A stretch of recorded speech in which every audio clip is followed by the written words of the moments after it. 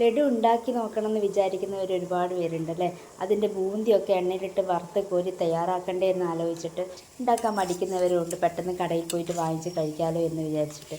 അപ്പോൾ ഇനി അതിൻ്റെ ഒന്നും ആവശ്യമില്ല കേട്ടോ. നമുക്ക് ഇഡ്ഡലിത്തട്ടിൽ വെച്ചിട്ട് ആവിക്ക് വെച്ചിട്ട് നമുക്കതിൻ്റെ ബൂന്തിയൊക്കെ പെട്ടെന്ന് തയ്യാറാക്കിയെടുക്കാൻ പറ്റും.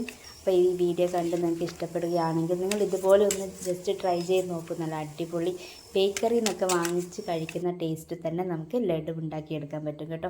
അപ്പോൾ ഞാൻ ഇത്രയും ലഡുവാണ് ഇവിടെ ഉണ്ടാക്കിയെടുത്തിട്ടുള്ളത്. എങ്ങനെയാണെന്ന് നോക്കിയാലോ. അപ്പോൾ അതൊന്ന് കട്ട് ചെയ്തിട്ട് കാണിക്കാം കേട്ടോ. നല്ല അതിൻ്റെ ഉള്ളൊക്കെ കാണുന്നില്ലേ, നല്ല ബൂന്തിയായിട്ട് നല്ല ടേസ്റ്റായിട്ട് തന്നെ കിട്ടിയിട്ടുണ്ട് കേട്ടോ. അപ്പോൾ ഇതിനായിട്ട് 2 കപ്പ് കടലപ്പൊടിയാണ് കേട്ടോ എടുത്തിട്ടുള്ളത്. ഇതിലേക്ക് ഒരല്പം ഉപ്പ് ചേർത്ത് കൊടുക്കുന്നുണ്ട്. ശേഷം നന്നായിട്ടൊന്ന് മിക്സ് ചെയ്ത് കൊടുക്കുക. എല്ലാ ഭാഗത്തും ആകുന്ന രീതിയിൽ സ്പൂൺ വെച്ചിട്ടൊന്ന് നന്നായിട്ടൊന്ന് മിക്സ് ചെയ്ത് കൊടുക്കുക. അതേ കപ്പിൽ തന്നെ ആദ്യം 1 കപ്പ് വെള്ളം ഒഴിച്ചിട്ട് അതൊന്ന് മിക്സ് ചെയ്യുക. കട്ടകളൊന്നും ഇല്ലാതെ തന്നെ നല്ലോണം ഉടച്ചെടുക്കുക കേട്ടോ.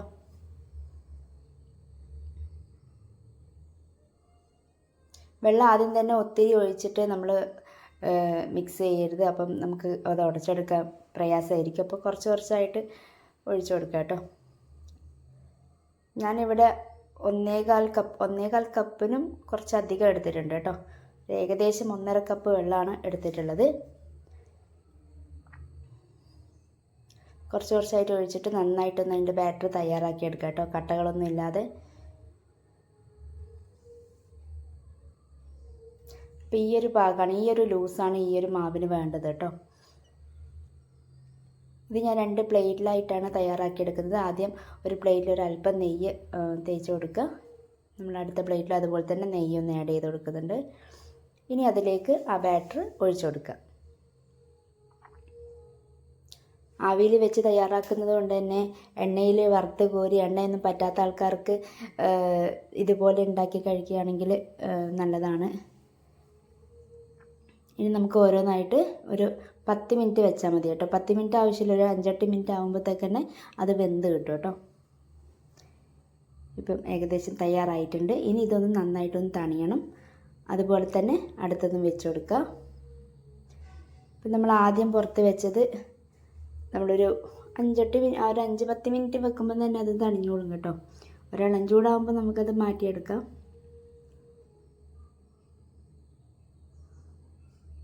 ഇപ്പം അത്യാവശ്യം ചൂടൊക്കെ പോയിട്ടുണ്ട്. ഞാനതൊന്ന് കട്ട് ചെയ്യാണ് കേട്ടോ. അതൊന്ന് ഇതുപോലെ ക്രോസായിട്ട് എങ്ങനെ വേണമെങ്കിലും കട്ട് ചെയ്യാം കേട്ടോ. ഞാൻ കുറച്ച് സ്ക്വയറായിട്ടാണ് കട്ട് ചെയ്യുന്നത്. അതിനി അടിവശമൊക്കെ ഇങ്ങനെ ഇളക്കി കൊടുക്കുക കേട്ടോ. നല്ല എന്താ പറയുക, മറ്റേ പേട പോലെ കാണുമ്പോൾ തന്നെ നല്ല പേടയുടെ ഒരു ലുക്ക് വന്നിട്ടുണ്ട്. ഇനി ഇതിങ്ങനെ നമ്മൾ ഇളക്കിയെടുത്തിട്ട് മിക്സിയിലിട്ടിട്ടൊന്ന് പൊടിച്ചെടുക്കുകയാണ് ചെയ്യുന്നത് കേട്ടോ.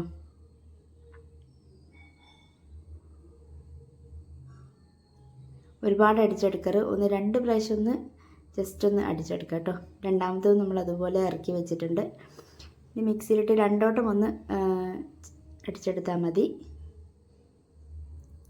നോക്കിയിട്ട് ഒന്നുകൂടി കുറച്ചുകൂടി ആവാറുണ്ടെങ്കിൽ ഒന്നുകൂടി ഒന്ന് ജസ്റ്റ് ഒന്ന് തിരിച്ചു കൊടുക്കുക കേട്ടോ.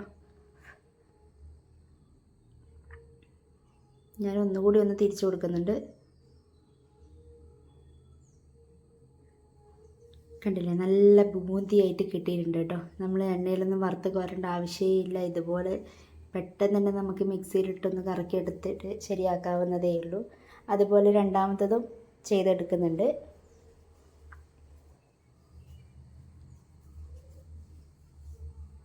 ടോട്ടൽ ഇത്രയാണ് നമുക്ക് കിട്ടിയിട്ടുള്ളത് കേട്ടോ. 2 പ്ലേറ്റ് മാവിൽ നിന്ന് ഇത്രയും കിട്ടിയിട്ടുണ്ട്. ഇത് തന്നെ നമുക്ക് ധാരാളമാണ്. ഒരു വീട്ടിലേക്ക് ആവശ്യമായിട്ടുള്ളതൊക്കെ നമുക്ക് കിട്ടും.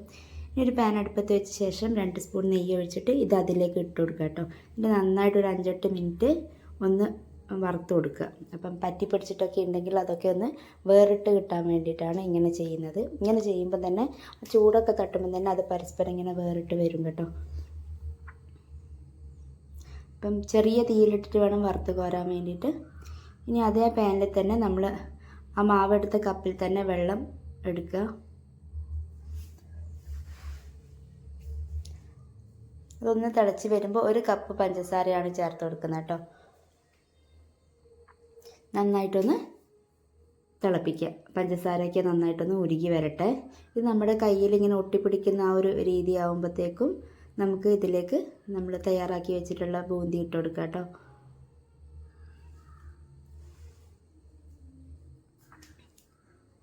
ചെറിയ തീയിലിട്ടിട്ട് വേണം കേട്ടോ ആദ്യം ഒന്ന് വഴറ്റിയെടുക്കാൻ വേണ്ടിയിട്ട്. അതൊന്ന് ഡ്രൈ ആയിട്ട് കിട്ടണം. ആ പഞ്ചസാര ലൈനിലൊക്കെ നന്നായിട്ട് മുങ്ങിക്കിടന്നിട്ട് ആ പഞ്ചസാരയൊക്കെ ആ മാവിലേക്ക് നന്നായിട്ട് പിടിക്കണം കേട്ടോ. അപ്പോൾ ചെറിയ തീയിലിട്ടിട്ട് ഒന്ന് ഇങ്ങനെ വഴറ്റിയെടുക്കുക. അതിലേക്ക് 1 സ്പൂൺ നെയ്യും കൂടെ ആഡ് ചെയ്തിട്ടുണ്ട് കേട്ടോ. നന്നായിട്ട് വീണ്ടും ഒന്ന് മിക്സ് ചെയ്ത് കൊടുക്കുക. നന്നായിട്ടൊന്ന് കുറുകി വരണം കേട്ടോ, കുറച്ച് ടൈറ്റായിട്ട് വരണം. ഇതിലേക്ക് 3 ഏലക്കായ ഇട്ട് കൊടുക്കുന്നുണ്ട്. ജസ്റ്റ് ഒരു ഫ്ലേവറിന് വേണ്ടി ഇട്ട് കൊടുക്കുന്നതാണ്. കുറച്ച് കഴിയുമ്പോൾ അതൊന്ന് എടുത്ത് മാറ്റാം. നിങ്ങളുടെ കയ്യിൽ ഏലക്കയുടെ പൊടി ഉണ്ടെങ്കിൽ പൊടി ഇട്ട് കൊടുത്താലും മതിയാവും. ഇനി ഏലക്ക ഇല്ലെങ്കിലും പ്രശ്നമൊന്നുമില്ല. നമ്മുടെ ബൂന്തിയൊക്കെ നന്നായിട്ട് കുറുകി വരുന്നുണ്ട് കേട്ടോ. ഇതുപോലെ നന്നായിട്ട് നമ്മുടെ പാനിൽ നിന്ന് കുറുകി വിട്ട് വരുന്ന രീതിയിൽ ആ ഒരു പാകമാകുമ്പോൾ നമുക്കിത് മാറ്റാം കേട്ടോ. ഇപ്പം ഏകദേശമൊക്കെ ആ പാനിൽ നിന്ന് വിട്ട് വന്നിട്ടുണ്ട്. ഒരു 2 മിനിറ്റും കൂടി ഒന്ന് ഇതുപോലെ ചെയ്ത ശേഷം നമുക്ക് ആ പാനൊന്ന് മാറ്റി വെക്കാം. അതൊന്ന് അല്പം തണിയാൻ വേണ്ടി ഒരു പാത്രത്തിലേക്ക് മാറ്റി വെച്ചിട്ടുണ്ടായിരുന്നു. ഇനി അത് നമുക്ക് ചെറിയ ചെറിയ ഉരുളകളാക്കിയിട്ട് നമുക്ക് മാറ്റാം. നമ്മുടെ ലഡുവിൻ്റെ പണിയൊക്കെ ഇവിടെ കഴിഞ്ഞു കേട്ടോ. ഇതിൽ നിങ്ങൾക്ക് മുന്തിരി ഉണ്ടെങ്കിൽ, കറുത്ത മുന്തിരി നമ്മൾ ലഡുവിൻ്റെ മേലെ ഇങ്ങനെ കാണുന്നില്ലേ, അതുണ്ടെങ്കിൽ ആ ലാസ്റ്റോട്ട് ഇതിലേക്ക് ഇട്ട് കൊടുത്താൽ മതിയാവും. ഞാനിവിടെ അണ്ടിപ്പരിപ്പാണ് കേട്ടോ ഇട്ട് കൊടുക്കുന്നത്. അപ്പം ഓരോ ലഡുവിൻ്റെ മേലെ അണ്ടിപ്പരിപ്പ് ഇങ്ങനെ വെച്ച് കൊടുക്കുക. ഇനി അണ്ടിപ്പരിപ്പ് ഒന്നുമില്ല, വീട്ടിൽ നമ്മൾ കഴിക്കുന്നതാണെങ്കിൽ ഇതൊന്നും ഇല്ലെങ്കിലും ജസ്റ്റ് ഇത് മാത്രം ഇതുപോലെ ഉരുട്ടിയെടുത്തിട്ട് കഴിച്ചാൽ മതി. ഒരു അരമണിക്കൂറൊക്കെ വെക്കുമ്പോൾ തന്നെ അത് കുറച്ച് ഡ്രൈ ആയിക്കോളും കേട്ടോ. ഇപ്പം നമ്മൾ ഇത് തണിയാൻ വെച്ച ശേഷം നമ്മൾ ഉരുട്ടിയെടുക്കുമ്പോൾ കുറച്ച് സോഫ്റ്റായിട്ടാണ് ഉണ്ടാവുക. കുറച്ച് സമയം കഴിയുമ്പോൾ ആ ലഡുവിൻ്റെ ആ ടെക്സ്ചറായിട്ട് മാറിക്കോളും കേട്ടോ. നമുക്ക് മുഴുവൻ ഇതുപോലെ ഒന്ന് ചെയ്തെടുക്കാം. വളരെ സിമ്പിളായിട്ട് നമുക്ക് ചെയ്തെടുക്കാൻ പറ്റും. എണ്ണയിലിട്ടിട്ടൊന്നും നമ്മൾ വറുത്ത് കോരാതെ ആവിയിൽ വെച്ചിട്ട് നമുക്ക് ഇതുപോലെ നമ്മൾക്ക് ഇഷ്ടപ്പെടുന്ന പലഹാരങ്ങളൊക്കെ ഉണ്ടാക്കിയെടുക്കാൻ പറ്റും കേട്ടോ. അപ്പോൾ അതൊന്ന് നിങ്ങളൊന്ന് ട്രൈ ചെയ്ത് നോക്കുക, നിങ്ങൾക്ക് എന്തായാലും ഇഷ്ടപ്പെടും. അപ്പോൾ ഇത്രയും നമ്മൾ തയ്യാറാക്കി എടുത്തിട്ടുണ്ട്. ബാക്കി കൂടി നമുക്കൊന്ന് ഉരുട്ടിയെടുക്കാനുണ്ട്.